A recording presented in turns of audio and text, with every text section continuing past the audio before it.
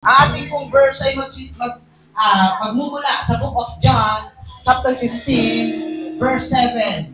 Yan yung pong pasahin ko po yung mensahe. Amen, napakasimpleng mensahe, pero nawa po mangusap ang Diyos sa buhay ng bawat isa sa atin. Sabi ng Bible, if you abide in me, and my words abide in you, ask whatever you wish, and it will be done for you. Hallelujah. Samahan niyo po akong basahin ito sa wikang Tagalog. Hallelujah. Basahin natin. 1, 2, 3, go. Kung mananatili kayo sa akin, at ang mga salita ko'y mananatili sa inyo, ipagkakaloob ko ang anumang hilingin nyo. Palakpakan natin ang Panginoon. Hallelujah! Hallelujah! Palakpakan natin ang Diyos! Sabi mo, it will be done for you! Sabi mo, it will be done for you! The message of God, ang mensahe ng Diyos sa umagang ito, it doesn't matter kung gano'ng mahirap. It doesn't matter kung imposible yan. It doesn't matter kung kailan. It doesn't matter kung anong pinagdadaanan mo. Hanggat nananatili tayo sa Diyos at nananatili ang salita ng Diyos sa buhay mo, mangyayari!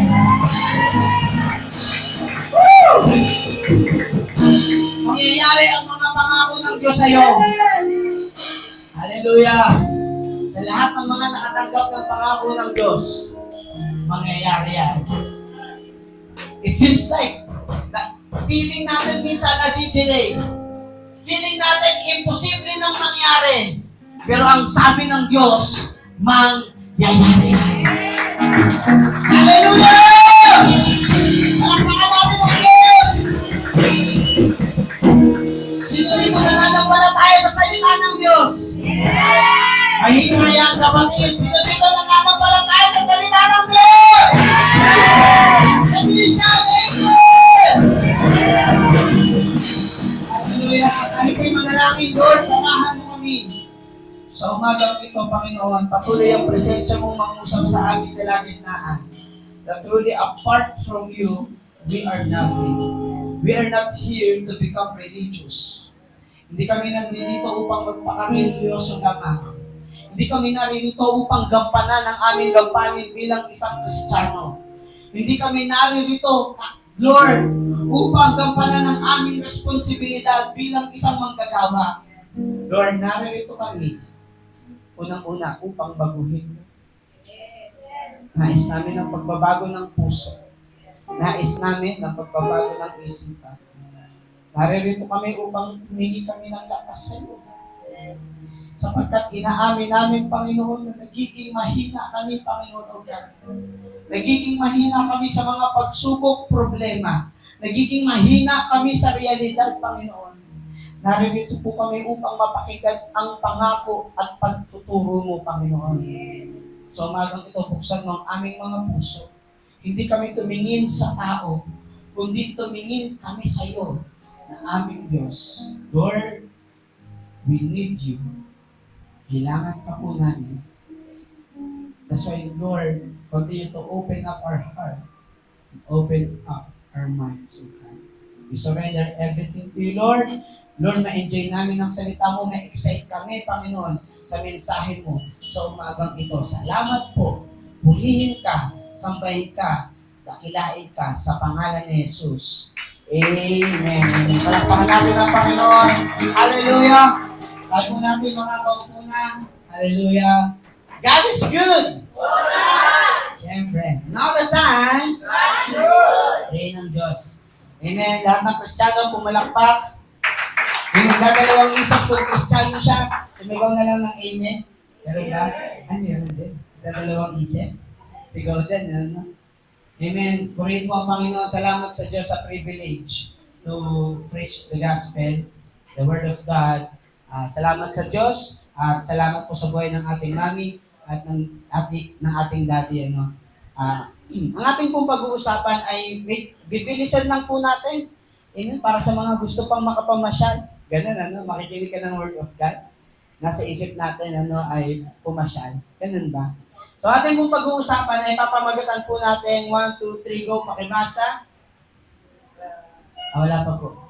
Sige po, paki-flash po. 1, 2, 3, pakibasa po. Jesus, love of faithfulness. Jesus, laws of fruitfulness. Sino dito gustong maging mabunga? Yes. Lagyan natin yan ng parang tagline. Jesus' laws of fruitfulness, it will be done for you. Grabe. Sabi mo nga, grabe. Amen. Sabi mo, grabe. Nangyayari po yan sa atin.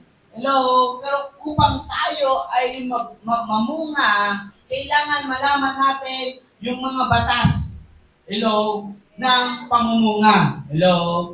Sino dito gustong mamunga talaga siya bilang isang Kristiyano? Magtagumpay. Hello? Hello? Diba? So, kailangan maging productive tayo. Kailangan ma-fulfill yung purpose natin as a Christian because God did not just save us. Ang Diyos, hindi niya lang tayo niligtas, kundi may layunin siya sa buhay mo at sa buhay ko. At sigurado ako, hindi lang ang layunin ng Diyos sa iyo ay magtrabaho. Hello? Hindi lang ang layunin ng Diyos sa iyo ay mabuhay. May layunin sa iyo ang Diyos na nakakalugod sa Kanya. You know, we can live a life, but we can live a life meaningfully. Pwede ka namang mabuhay na lang. Pero pwede ka rin mabuhay ng may dahilan. Ng may kahulugan. Sabihin mo nga, may kahulugan. Siguro kung hindi natin gagamit itong electric fan na ito, mananatili na lang siyang electric fan. Electric fan nga siya, pero wala siyang kahulugan. Diba? So, ang electric fan ito ay pampatanggal ng init. Diba? Hello? Kaya po sa umagang ito, church, hayaan po natin na marinig natin ang mensahe ng Diyos upang ikaw at ako ay maging mabunga. Kung feeling natin na tayo po ay nandoon na sa part na parang hindi tayo nagbubunga, if you feel like parang walang nagiging resulta, if you feel like parang ang tagal ng bunga, hello? Maraming tingnan, i-check po natin sa umagang ito, baka meron tayong hindi pa nagagawa sa kailangan para tayo ay mamunga. Hello? Andiyan po ba tayo? Amen? Sabi mo nga, workers, para sa'yo din to. Sabi mo nga, family, para sa'yo to. Diba? Church family, para sa ating lahat to. At hindi lang po ito para sa mga members, kundi sa bawat mga manggagawa at mga pastor din. Hello? Sapagkat si Jesus ay may sinasabing batas upang ikaw at ako ay mamunga. Diba? Tingnan mo yung katabi mo. Diba? Wag bungang araw. Hello? Kundi dapat bunga na nagmumula sa Diyos. Bilisan na po natin, number 1. Pakibasa, 1, 2, 3, go. Yan. Pakibasa po, 1, 2, 3, go. Nako po. Diba, ang Kristiyanong hindi namumunga ay, ikakat. John chapter 15, verse 2, basahin po natin. Hello? John chapter 15, verse 2. Ayan. Sabi ng Bible, pinuputol niya ang aking mga sangang hindi namumunga. At nililinis niya ang bawat sangang namumunga para lalo pang mamunga. So doon tayo sa unang part. Balik po natin, sabi doon, fruitless Christians will be taken away. The thing is, if God entrusted you something and hindi natin at hindi tayo naging mabuting katiwala, hello, pwede tayong alisin ng Diyos. Andiyan po ba tayo? Kung tayo, di ba, biniyayaan ng Diyos upang makapag-aral at hindi tayo nag-aaral ng mabuti, pwedeng alisin ng Diyos tayo sa pag-aaral. You know, this law means that you will be removed from the higher realms of ministry and taken away from the front line of ministry when you do not bear the fruits expected. Bilang isang Kristiyano, may pinapagawa ang Diyos sa iyo at sa akin. At tayo, sa mga workers, pwede tayong maalis. Hello? Nandiyan po ba tayo? Pwedeng may mawala sa atin. Tayo mga Kristiyano. Kapag tayo po ay hindi namumunga. Sapagkat malinaw ang sinasabi ng Bible, pinuputol ang sangang hindi namumunga. Sabihin natin sa katabi natin, kung pinuputol ang sangang hindi namumunga, sabihin natin sa katabi natin, kailangan nating mamunga. Hello? You know what is the best fruit na gusto ng Diyos? Hello? Alam po ba natin kung ano yung best na fruit na gusto ng Diyos? Sabihin natin, soul. Kaluluwa. Amen? You know, tell to the world. Diba? We don't stop till the whole world know that you are a great God. Mga kapatid, God is urging us to share Him to all the people. Sabihin mo si Kristo, ikwento mo si Kristo. Kung sino yung mga taong nakakausap mo, sabihin mo kung sino, yung taong nakakausap mo, sabihin mo si Kristo. Hello! Andiyan po ba tayo? So, for us to become fruitful, we need to have fruit. Grabe, no? Matindi yun. Kailangan tayo po, ang malinaw po dito, kailangan tayo ay mamunga. Kasi kung hindi tayo mamumunga, aalisin tayo. Lalo na sa mga workers. Diba? Kung hindi natin inaalagaan yung mga Bible study natin, mawawala yun. Kaya magtataka tayo. Diba? Share ng Word of God, pero hindi nagre-response. Why? Diba? Baka tayo po ay nagkukulang. Hello? Baka wala pala doon yung ating puso at isipan. Hello? Baka wala tayo doon sa pamumunga. Nandiyan po ba tayo? Kaya nga kapatid, maunawaan po natin na i-desire. Sabihin mo nga, i-desire. Amen? Ilan kaya sa atin dito ang nagpe-pray na, Lord, gusto ko ng fruit. O fruit juice lang ang gusto natin. Hello? Fruit shake. Di ba? Fruit salad. Lahat na lang ng makakain. Ginusto na natin. Pero dapat kung meron tayong i-desire, gustuin natin na magkaroon tayo ng bunga ng kaluluwa. You know, soul is the heart of God. Ang kaluluwa po ay puso ng Diyos. Yun yung dinidesire ni Lord. Ilan sa mga klase natin yung na-share na natin?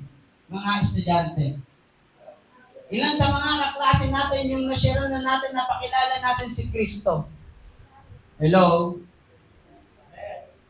Sa mga nagtitinda, ilan sa mga bumibili sa atin, ang nasabi mo na si Jesus sa kanila? Hello?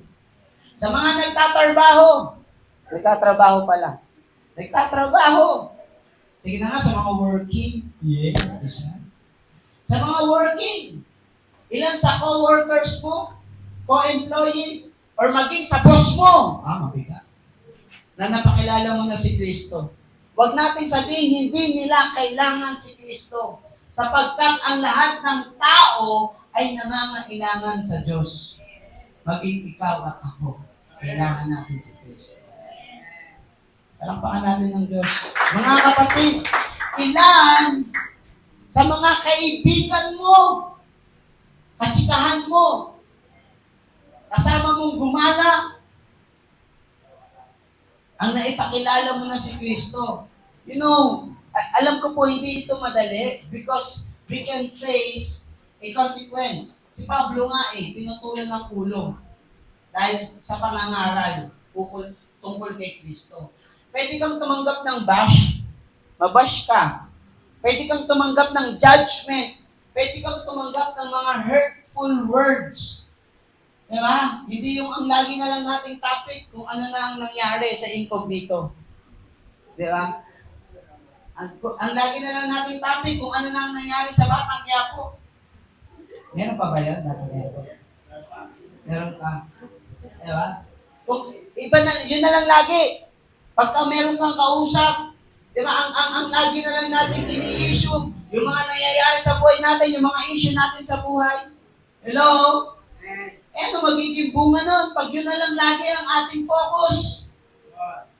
Kung ang lagi mong focus, problema, pagsubok, anong bunga nun? Kawalan ng kapahingahan, kawalan ng kapayapaan. Diba? Pero kung ang focus ang isip natin na ipakilala si Kristo, magbubunga ito ng kaluluwa. Hello? Palakpakan natin ang Panginoon. Praise God. Number 2. Pakibasa. 1, 2, 3, go.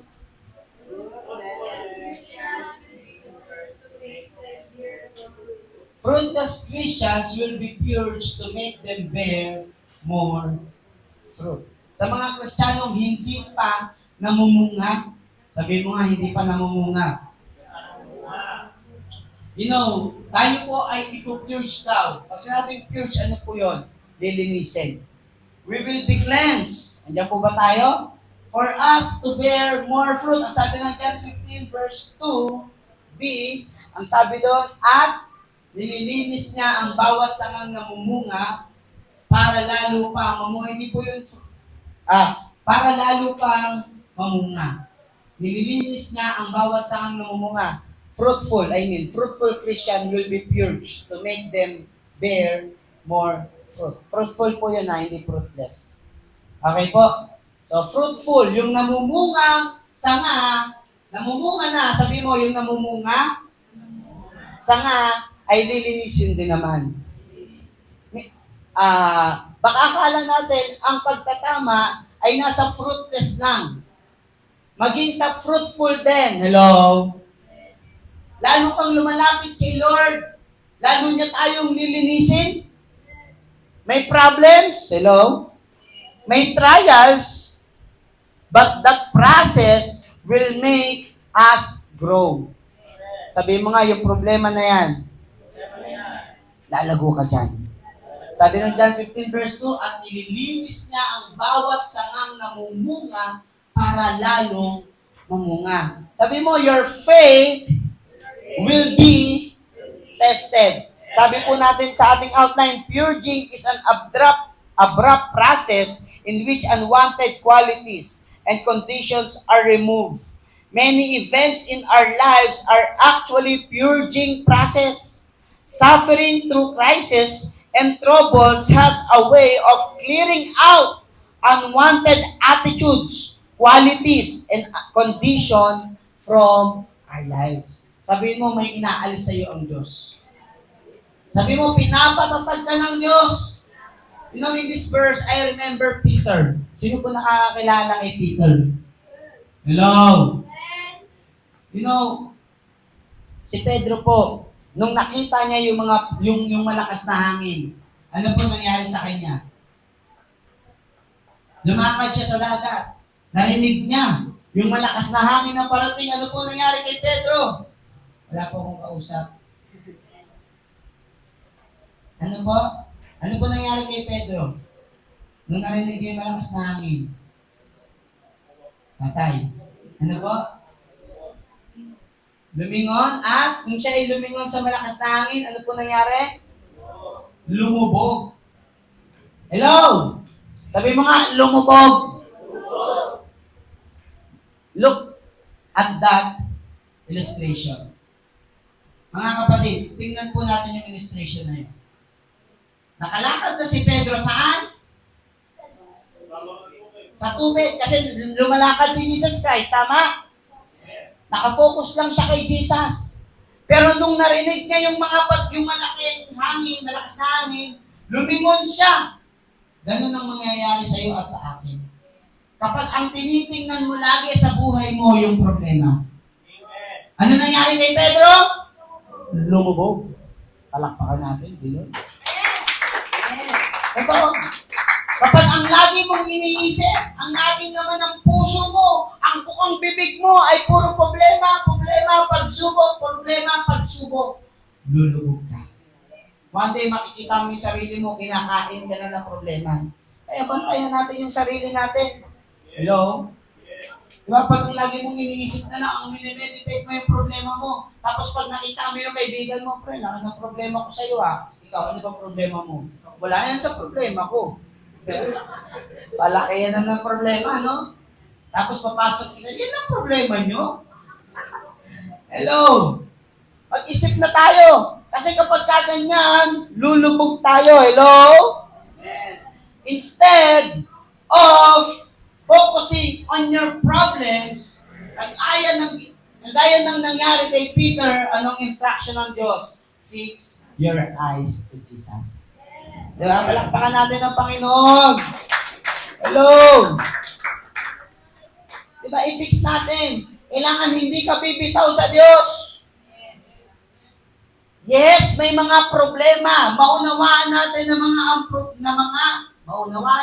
ang mga problema na yan ay para ikaw at ako ay maging matatag.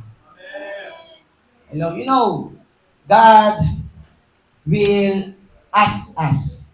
Minsan, hihingi ng Diyos na makaalis tayo sa ating comfort zone. Hello?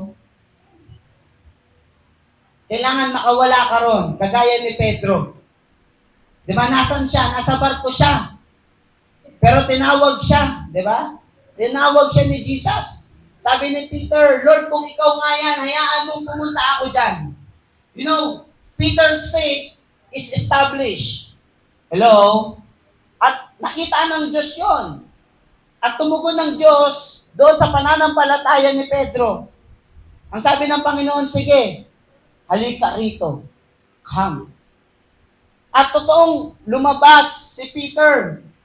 Hello? Sabi mo, handa ka bang mag-decide na lumabas sa comfort zone mo para sa Diyos? Sabi mo, may mga bagay na pagagawa sa iyo ang Diyos na parang ang hirap at imposible. Pero kailangan mo yan para maging malinis at maging dalisan. Law number 3, cleanness and purity are needed for fruit bearing. Hello! Sabi mo nga, ang pagiging malinis at pagiging dalisay ay kailangan para mamunga tayo. Hello! Sabi ng John chapter 15 verse 3, anong sabi doon? Malinis na kayo dahil sa mga salitang sinasabi ko sa inyo. You know, when Jesus said to Peter, ganon, okay, come. Hello, nagsalita ang Diyos. At ano po ang sabi ng Hebrews chapter 12, verse 14? You know, the word of God, sabi doon, pagsikapan nyo mamuhay ng may mabuting relasyon sa lahat ng tao. At magpakabanal kayo sapagkat kung hindi banal ang pamumuhay nyo, hindi nyo makikita ang Panginoon. Sino daw ang magsisikap? Sino? Salamat po sa tatlo. Sino? Pagsikapan natin mabuhay ng mabuting relasyon sa lahat ng tao. Magpakabanal tayo. You know, while Jesus shared about bearing fruit, He spoke of cleanness, purity, and holiness. Without removing thorns, thistles and weeds, plants will never grow and will never bear the fruits they are expected to bear. Without holiness, you cannot see God. Mga kapatid, kagaya ni Pedro, from the boat, okay na ako dito, Lord. Naniniwala ako, ikaw na yan. Pero para lumakad pa sa tubig, huwag naman, Lord. Pero hindi ganun. Because Peter knows the voice of Jesus and Peter knows that Jesus is calling him. Sa totoo lang, yung bagay na hindi kayang gawin ni Pedro, nagawa niya. Dahil tinawag siya ng Diyos. Kapatid, kapag tinatawag ka ng Diyos, huwag kang matakot sumunod. Hello? Sabihin mo nga, huwag kang matakot sumunod. Kung pinainiwanan sa iyo yung trabaho mo, mabigat yun. Hello? Kung sinasabi sa iyo ng Diyos, sharean mo yung boss mo. Ito, matindi. Kung sinasabi ng Diyos, magpatawad na tayo.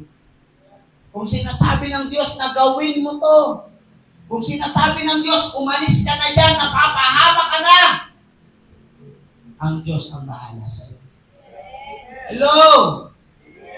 Church, maintindihan natin that we must go out of our comfort zone. Kailangan nating umalis sa ating comfort zone. Kailangan nating tumugon sa tinig ng Diyos. Hello? Minsan, komportable na tayo, uma-attend na lang tayo. Minsan, komportable na tayo yung nakakapagpuri, nararanasan natin ng Diyos.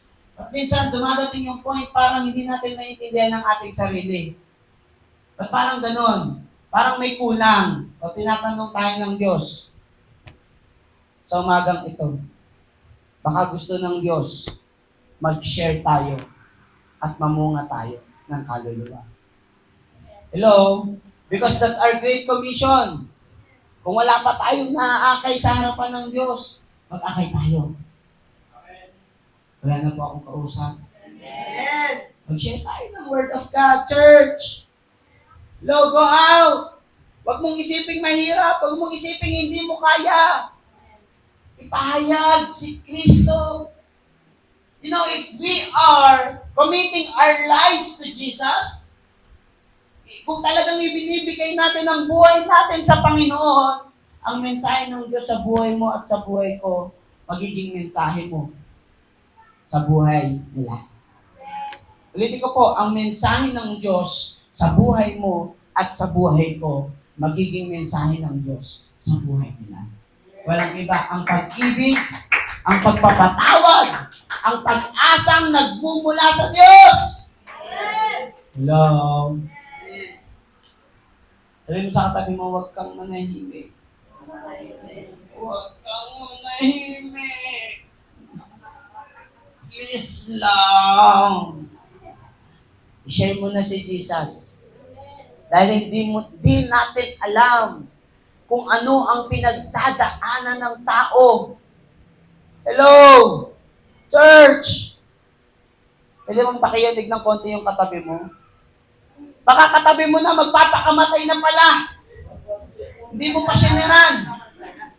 Katabi mo na sa classroom. Kausap mo ng katrabaho. Kachat mo ng kaibigan. Baka gusto na palang tumalon sa building, magpasadasa sa truck. Hindi man lang natin napakilala si Jesus. Bakit? Because we don't want to go out on our comfort zone. Dahil ayaw natin gumawa ng bago. Alam niyo po, bumiyahe po ako, nag-commute po ako nung nakaraan. Bale, 2 weeks ago, kasi nakaraan. Tama ba yan? 2 weeks ago. You know, sa bus, may tumayo, nag-share ng Word of God. Diba? Ilan kaya sa atin kayang gawin yun? Diba? Yung tatayo ka sa bus at kaya mong mag-share, i-share yung Word of God. Diba? Yung tipong sumasakay ka sa jeep, alam mong malayo at traffic. Diba? Kaya mong i-share si Jesus o di naman kaya. May conviction sa iyo ang Diyos. Kaya mong ipanalangin ng tao. Sino kayang gumawa niyan? You know, everyone needs prayer. Kung ayaw niya, di wag. Pero minsan, takot tayong ma-reject. Baka lalo na kapag kayong gusto mo, yes, magbubunga ako. Tapos mag-share ka ng Word of God. Sasabihin sa iyo, hindi, huwag na lang, okay na lang, next time na lang. Diba? Baka nandun ka agad yung rejection, na-reject tayo, madedepress na tayo. Ayaw na natin mag-share. Hello? Huwag na lang pala, Lord. Ang hirap pala nun. Hello, church? Okay lang yun. Kung tumanggi sila, okay lang yun kung ayawan nila. Ang mahalaga, ikaw, nais mong ipahayag si Kristo. Tapakan natin ang Panginoon. Go out! Diba? Hindi na lang tayo puro work, puro trabaho. Hindi na tayo puro gala, puro kain. Hello? Puro panood ng Netflix, ng Prime Video, ng Look-Look, Bili-Bili. Sige, ano pa ha? Yung Disney. Yan. Sige. Ha? Saan? HD Today. Yes. Yeah. I Want TV. Ano pa? Facebook tayo ng Facebook. Hello? You know, church, God wants us to go out. Tinatawag ka ng Diyos. Sabi mo sa katabi mo, tinatawag ng Diyos. Baka hindi lang tayo naririnig, baka hindi lang tayo nakikinig. You know, we need to be clean, and we need to purify. We need to be purified. Kailangan nating maging malinis at kailangan nating maging dalisay. Kung may mga bagay pa tayo sa sarili natin na alam natin kailangan natin ng Diyos sa ating buhay, alisin mo na yan. Diba? Pabunot mo na yan kay Lord, yung mga thorns sa puso mo na nagiging dahilan para hindi ka lumago at hindi ka mamunga. Yung mga takot na yan. Hello. Yung mga half obedience na yan. Hello. Sabi mo, alisin mo na yan. Hello. Paano yan maaalis? Number 4. Law number 4, pakibasa. 1, 2, 3, go. Kung gusto mo talagang mamunga, yung bunga ni Kristo, hindi yung bungang araw. Kung gusto talaga nating mamunga, yung bunga ng kay Kristo, anong kailangan? Closeness. Kailangan natin maging malapit sa Diyos. At sa mga tao, ayan na. Sa mga taong lalong maglalapit sa atin kay Kristo. Listen, sabi na John 15 verse 4 to 5, Sabi doon, manatili kayo sa akin at ako'y mananatili sa inyo. Hindi makakapamunga ang isang sanga malibang nakakabit ito sa puno. Gayon din naman, hindi kayo makakapamunga kung hindi kayo mananatili sa akin. Kaya kung wala tayo sa church, kung wala tayo sa salita ng Diyos, wala tayo sa presensya ng Diyos, sabi mo sa katabi mo, asa ka pa. Verse 5, ako ang puno ng ubas at kayo ang aking mga sanga, si Jesus po ito.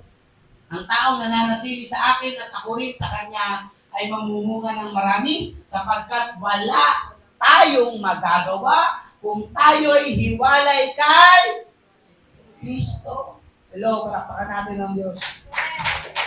You know, closeness is required for fruitfulness, spiritually speaking. People cannot bear fruit until they become close to God and close to people whom they are supposed to be close to. Closeness is an important spiritual quality to attain. Ang katunayan, hindi ka talaga mamumunga. Kaya mag-iisip ka, 2 taon na ako sa church, parang wala namang nagbago. Ang tanong ko sa'yo, naging close ka ba sa Panginoon? Ang tanong ko sa'yo, naging close ka ba sa mga gawain ng Diyos?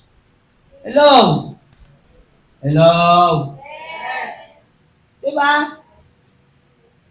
Baka yung mga taong nilalapitan at kino-close natin, wala naman kay Lord. Ito yung sinasabi natin kanina. Go out from your comfort zone. Kasi naman, pastor, sa classroom namin, lahat sila walang Diyos. So, pagka ako, nahalata nila na may Lord, OP na ako. Alam niyo po yung OP? Ano po yung OP? Overpower. Ang OP naman ng character na to, hindi. Ano po, OP? Out of place. Parang wala na ako sa tamang lugar. Hello? Maintindihan natin mga kapatid na dapat ikaw lalo kang lumalapit sa gawain ng Diyos. Hello? Diba, lumapit ka sa mga taong maglalapit sa'yo. Pwede po ba sa umagang ito, for 10 seconds, mag-isip ka ng mga tao ngayon na alam mong nakakakilala sa Diyos.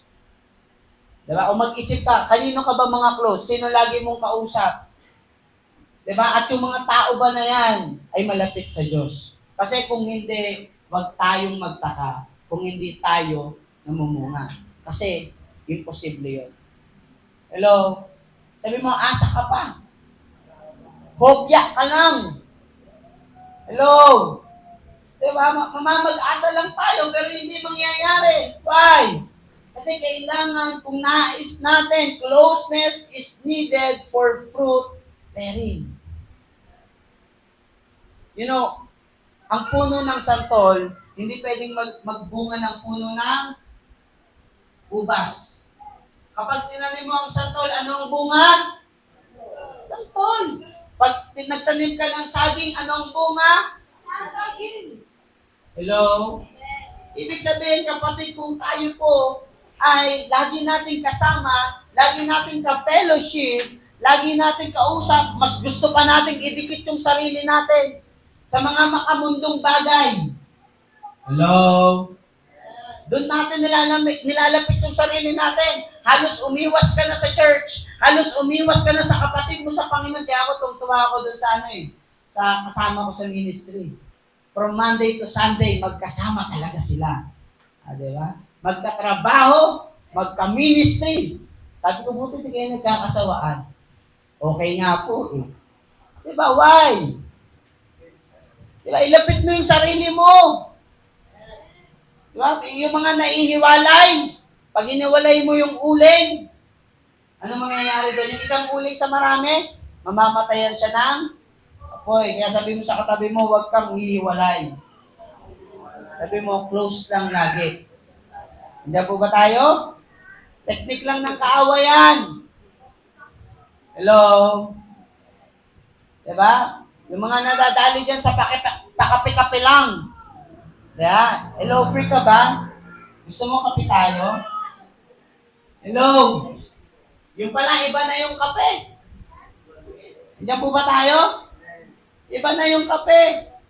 Libre kita ng kape. Sunday na. Ng 9:30. Hello? Sakto. May ministry ng Saturday. Kape tayo saan? Swimming. Magkakape sa... Alam mo, masarap magkape habang nagsuswimming.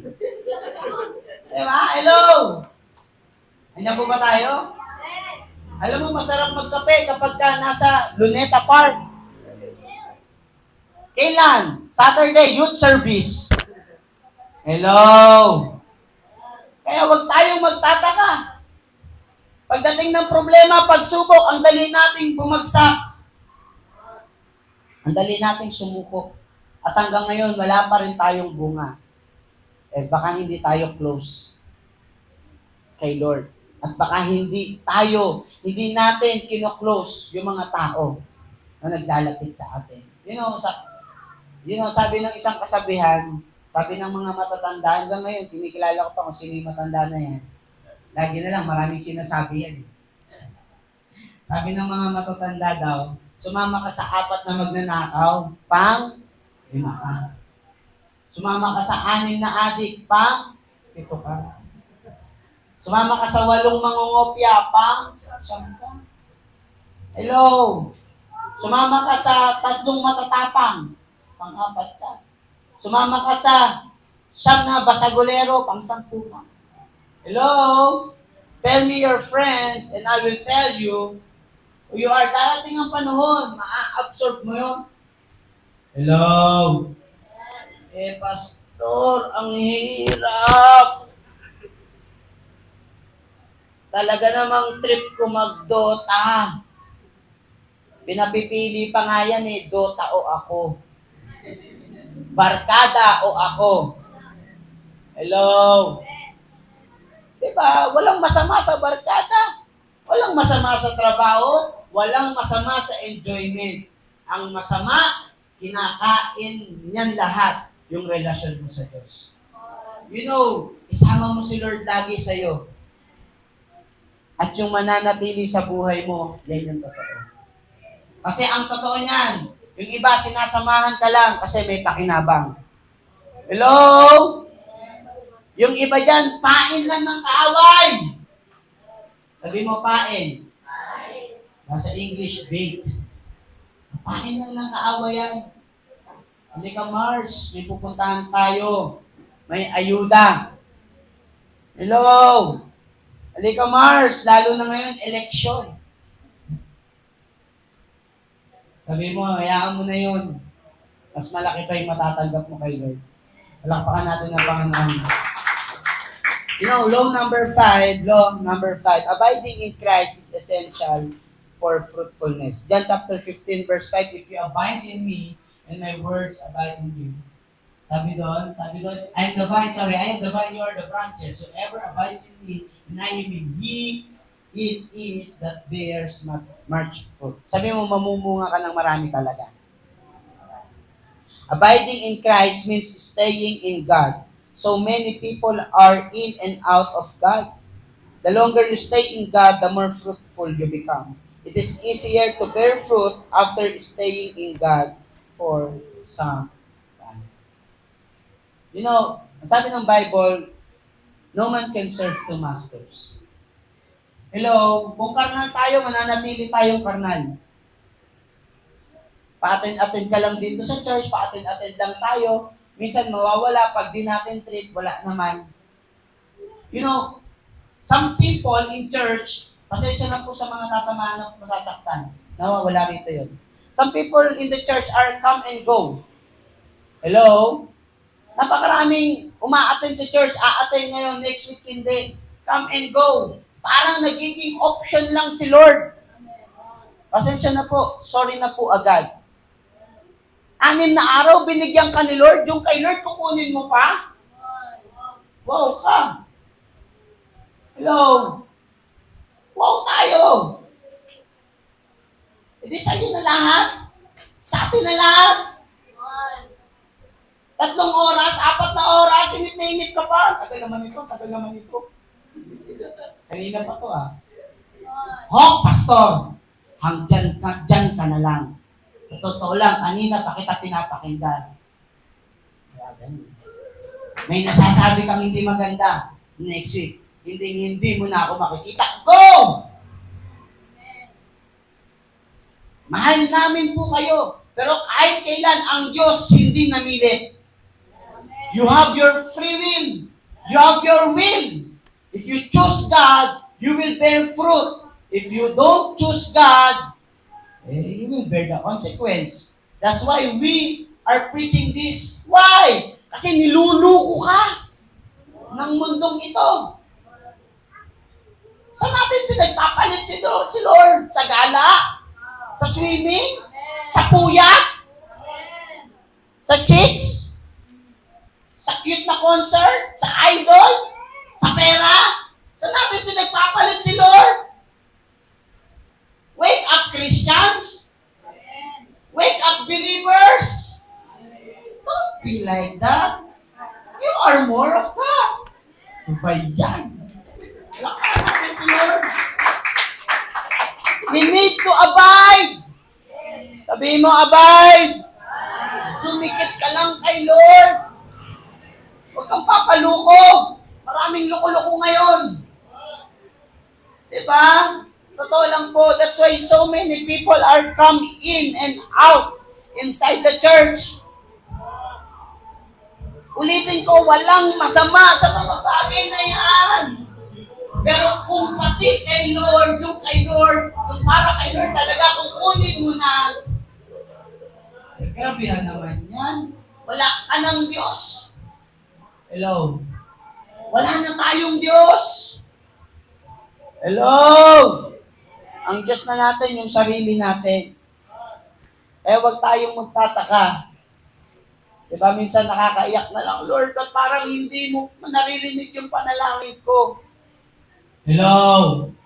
Parang ang tagal-tagal mong tumugon. Hello? Ang Diyos, hindi yan gumaganti. Hindi kanya ginagantihan kung bakit niya ginagawa yon. God wants you to realize life without Him. Because our God is fair and just. Hindi na pwedeng i-reward yung matigas yung ulo. Hello? Kailangan niyang disiplinahin yun sapagkat bunga yun ng pagmamahal ng Diyos. Kung i-reward tayo sa kamalian, kapahamakan ang naghihintay. Hello? Hindi siya nangungunsinte. Amen po ba? Andiyan po ba tayo? Hello? Pero malinaw ang pagmamahal ng Diyos sa iyo at sa akin. Malinaw ang pagmamahal ng Diyos sa huwag nating piliing mapahamak. Hello? Tumahimik ang kalangitan. Sabi mo sa katabi mo, tama na yan. Kay Lord na tayo.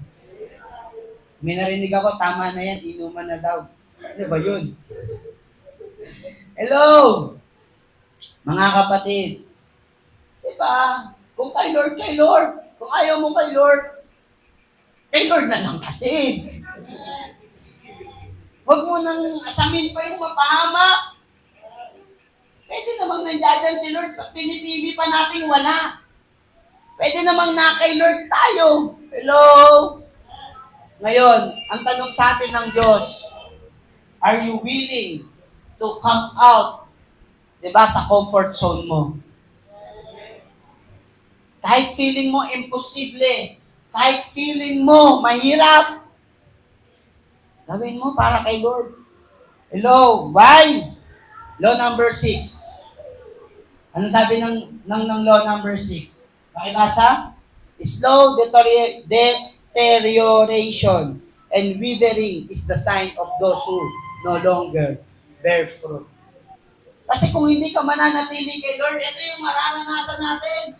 Withering is a process where you change gradually, hindi yan biglaan. Dahan-dahan. Makikita mo yung sarili mo, ayaw mo nang umattend ng devotion. Ayaw mo nang umattend ng youth service. Ayaw mo nang mag-Bible study. Hello? Ayaw mo nang mag-share ng Word of God. Ayaw mo nang umattend ng Sunday service. Dahan-dahan yan, you lose the freshness. You decay and change and deteriorate. Withering is a sign that fruitfulness has ended. Withering is a sign that the presence is gone. And a sign that people are not abiding in God as they used to. Kumbaga sa wikang Tagalog, hindi ka nakagaya ng dati. Hello? Tanungin mo yung katabi mo, kagaya ka pa ba ng dati? Diba? Alam mo yon? Ito yon. Tingnan natin yung sarili natin. Baka wala na tayong gana. Hello? Diba? 6 na araw ka lang nanonood ng Korean drama. Pagdating ng Sunday, Korean drama pa rin ang gusto mo. Hello? Korean drama pa rin ang gusto natin. Church, gumising na tayo. Sabi mo, gising. Diba? Pag nawawalan ka na ng interest, sabi mo sa katabi mo, nabubulo ka na. Hello? Sabi mo sa katabi mo, kaya hindi ka na fresh. Sabi mo, kaya hindi ka na fresh. Wala, si Lord lang nagbibigay sa atin ng freshness. Si Lord lang ang nagbibigay sa atin ng glory. Hello? I mean yung yung glory of His presence. Hello? Mga kapatid, gumising na tayo sa katotohanan na ang mundong ito ay talagang gagawin lahat para malayo ka sa Diyos. Para hindi ka mamunga. Para tamarin ka. Hello? Gawang ka ng kasalanan, makagawa ka ng kasalanan, para mawala yung glory ng Lord sa atin.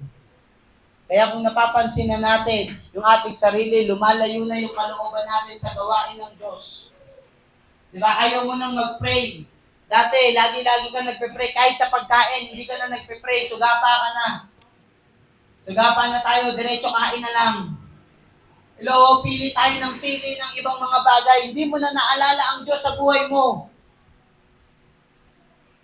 Wala na. Sabihin mo sa katabi mo, malayo na tayo. baka malayo na tayo sa Diyos.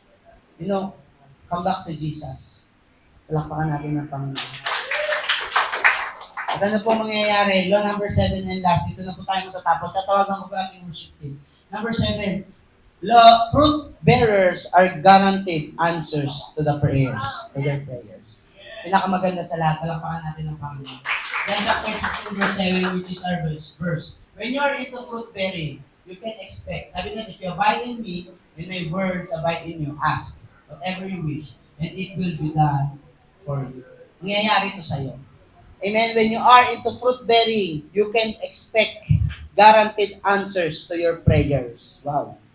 Because Jesus mentioned it. It is time to become a fruit-bearing Christian. Because the advantages of being fruitful are so great. God will answer your prayer. Sasagutin ka ng Diyos. Palakpakan natin ng Panginoon. You know what, church? Manatili tayo sa Diyos. You know, the process, it's not easy. But if we abide in the Lord, if the Word of God abide in us, amen? Kung ang salita ng Diyos ay mananatili sa atin, it will be done for you. Amen? Sabi mo mananatili, mangyayari. Ay po natin ito.